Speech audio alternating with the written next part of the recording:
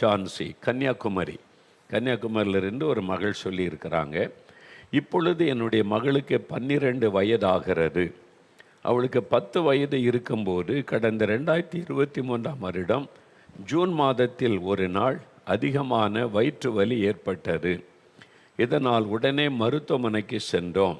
பரிசோதித்த மருத்துவர், உங்களுடைய மகளின் கணையம் வீங்கி இருக்கிறது, இதற்காக வாழ்நாள் முழுவதும் மருந்து மாத்திரைகள் சாப்பிட வேண்டும், ஆனாலும் இந்த பாதிப்பு பூரணமாக குணமாகும் என்று நிச்சயமாய் சொல்ல முடியாது என்று மருத்துவர்கள் கூறிவிட்டார்கள். என் மகளும் தொடர்ச்சியாக மருந்து மாத்திரைகளை சாப்பிட்டு கொண்டு வந்தாள். நாம் வழக்கமாக சாப்பிடும் எல்லா சாப்பாடும் அவளுக்கு ஒத்துக்கொள்ளாத உணவு எதையாகிலும் சாப்பிட்டு விட்டால் அதிகமாக வயிற்று வலி வந்துவிடும்.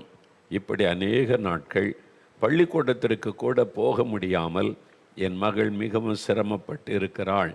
இந்த சூழ்நிலையில் ஒவ்வொரு வாரமும் தொடர்ச்சியாக ஜெபிக்கலாமாக நிகழ்ச்சியை பார்த்து என் மகளுக்காக விசுவாசத்தோடு இயேசுவிடம் ஜெபித்து கொண்டு வந்தேன்.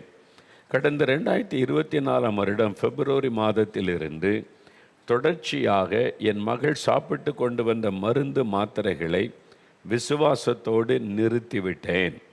எல்லா உணவுகளையும் என் மகளுக்கு சாப்பிட கொடுத்தேன். எல்லாம் அவளுக்கு ஒத்துக்கொள்ள ஆரம்பித்தது. இப்பொழுது என் மகள் எந்த மருந்து மாத்திரையும் இல்லாமல் நல்ல சுகத்தோடு இருக்கிறாள். ஜெபத்தை கேட்டு என் மகளின் கணையத்தில் இருந்த பாதிப்பை நீக்கி பூரணம் சகுந்தந்த இயேசுவுக்கு ஸ்தோத்திரம். பார்த்தீங்களா, ஆண்டவர் எவ்வளோ அற்புதமான சுகம் கொடுத்த உங்கள் குழந்தை, பாதிக்கப்பட்ட குழந்தை, வியாதிப்பட்ட குழந்தைக்கு நீங்கள் இதே மாதிரி விசுவாசத்தோடு ஜெபிங்க. இன்றையிலிருந்து அற்புத சுகம் உண்டாகும். சகோதரி அமுதா, சென்னை,